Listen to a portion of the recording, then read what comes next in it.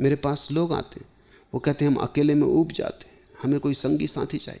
कहता हूँ जब तुम खुद ही से अकेले में ऊब जाते हो तो दूसरा तुमसे ऊबेगा। जब तुम खुद भी अपने साथ रहने को राजी नहीं तो कौन तुम्हारे साथ रहने को राजी होगा? और वो दूसरा भी अपने से ऊबा हुआ होगा, तभी तो तुम्हारी तलाश में आ रहा है। तो दो ऊबे हुए आदमी जब मिलते हैं तो तुम सोच सकते हो क्या परिणाम होगा, जो हर विवाह में हो जाता है। पति पत्नी ऐसे ऊब के बैठे रहते हैं। पति पत्नियों के चेहरे देखो, उनसे ज्यादा उदास चेहरे तुम कहीं भी ना पाओगे।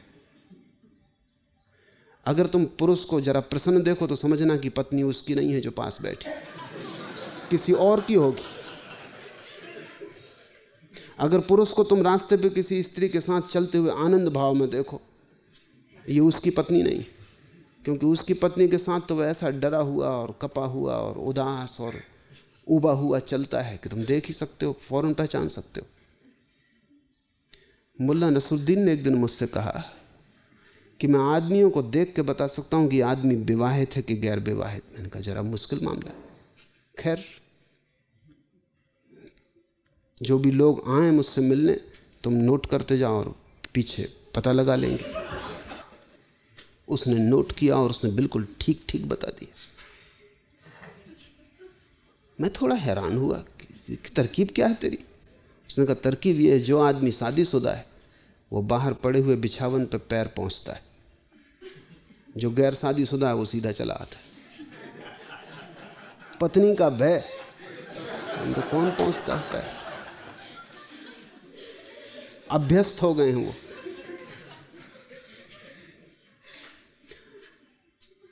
जीवन तुम्हारे भीतर से बाहर की तरफ जाएगा, बाहर से भीतर की तरफ नहीं आता। तुमने अगर अपने को प्रेम किया तो तुम पाओगे बहुत लोग तुम्हें प्रेम करेंगे।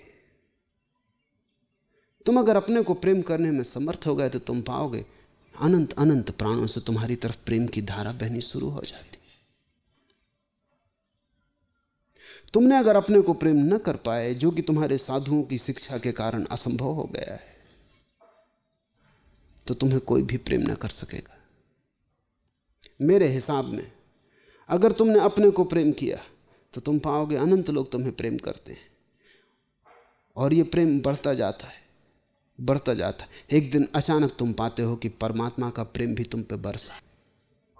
तुम योग्य होते जाते हो, तुम इतने योग्य होते जाते हो, तुम अपने आप में इतने पूरे होते जाते हो कि वही प्रेम की पूर्णता एक दिन तुम्हारे ऊपर परमात्मा की वर्षा बनेगी। परमात्मा को खोजने तुम जाओगे कहां? उसका कोई पता ठिकाना नहीं।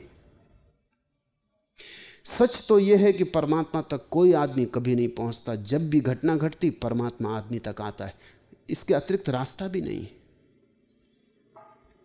जिस दिन तुम योग्य हो और तुम अपने प्रेम से इतने परिपूर्ण हो और तुम इतने तृप्त हो अपने प्रेम से, तुम्हारे जीवन में कोई शिकायत नहीं है, कोई भिक्षा की इच्छा नहीं रही। अब तुम सम्राट हो गए हो, तुम आनंदित हो, जो तुम्हें मिला है बहुत है।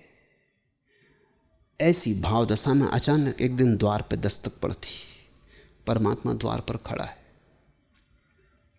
अपने को प्रेम करो। अब तब बड़ी कठिनाई होगी। जैसे जैसे तुम अपने को प्रेम करोगे तुम अपने को बदलने भी लगोगे, क्योंकि प्रेम के योग्य भी तो बनाना होगा। एक बार तुम्हें यह ख्याल आ जाएगा अपने को प्रेम करना है तो तुम्हें बहुत सी क्षुद्रताएं दिखाई पड़ने लगेंगी जो कि प्रेम ना करने देंगी। उन क्षुद्रताओं को तुम्हें छोड़ देना होगा, वो तुम्हारी समझ से छूट जाएंगी। अगर तुम्हें अपने को प्रेम करना है तो प्रेम पात्र के योग्य भी तो बनना होगा। तब तुम पाओगे कि बहुत सी क्षुद्रताएं असंभव हो गई, क्योंकि कैसे तुम कर सकते हो वे क्षुद्रताएं? अगर करोगे तो निंदा शुरू हो जाती। अगर तुमने जरा सी बात में क्रोध किया तो तुम खुद आत्मनिंदित हो जाओगे कि ये क्या क्षुद्रता है, ये क्या उथलापन है। जरा सी बात में और गर्म हो गया, इतनी भी शीतलता न थी कि इतनी सी बात को सह जाता। तुम अचानक पाओगे कि अगर अपने को प्रेम करना है तो क्रोध धीरे धीरे छूटेगा। अगर अपने को प्रेम करना है घृणा धीरे धीरे गिरेगी। नहीं तो तुम प्रेम ना कर पाओगे। जब अपने को प्रेम करना है तो अपने को तैयार भी करना होगा। तुम धीरे धीरे अपने को निखारने में लग जाओगे। अब तक तुमने दूसरों के लिए अपने को तैयार किया था तो तुम बाहर से सजाते थे, अच्छे वस्त्र पहनते थे, गंध छिड़कते थे, फूल बालों में खोस लेते थे, रंग रोगन कर लेते थे, बाहर से अपने को सजा संवार के जाते थे। जब तुम अपने को प्रेम करोगे तो बाहर की सजावट तो काम ना आएगी, क्योंकि तुम तो भीतर हो। और तुम कितना ही रंग ऊपर पोत लो चेहरे के, तुम्हें तो अपना असली चेहरा पता ही नहीं। जब तुम अपने को प्रेम करोगे तो तुम्हें भीतर सजाना पड़ेगा, भीतर का श्रृंगार शुरू होगा, और भीतर का श्रृंगार ही साधना है।